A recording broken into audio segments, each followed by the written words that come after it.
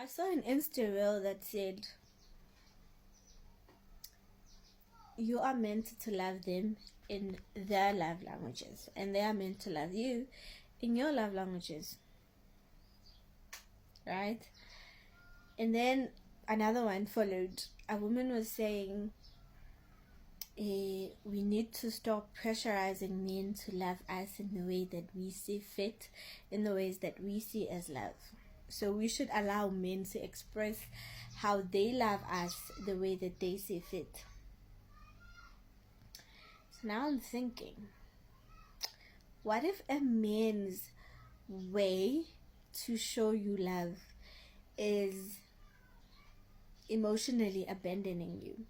What if he keeps saying, oh, ngiyakuthanda wena nje wena, you are the love of my life, but still abandons you emotionally? What do you do then? You accept that as love because he's telling you that he loves you? Wenzenjani? Mina, I truly and honestly believe in that.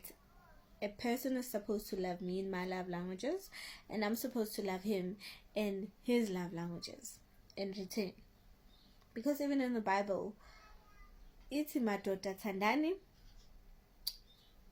omngeni, and then it tells the wives to respect their husbands.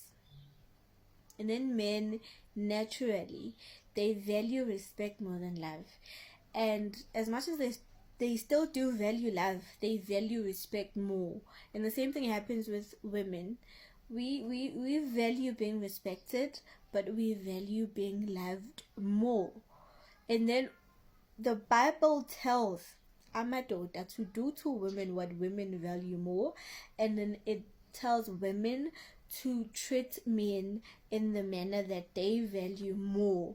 So that alone should tell us, I'm supposed to be loved in my love languages, and I'm supposed to love the other person in their love languages. Like, I'm not supposed to just wait and see how he loves me, because you may think you're expressing love to someone, but because they do not view it or interpret it as love, because they don't know what you're doing, why you're doing it. It doesn't even make sense. It doesn't register to them as love, even though wena utshela ukuthi no, since I'm doing this, it's coming out of love. Because as individuals, indlela esicabanga ngayo ayifani kuqala. And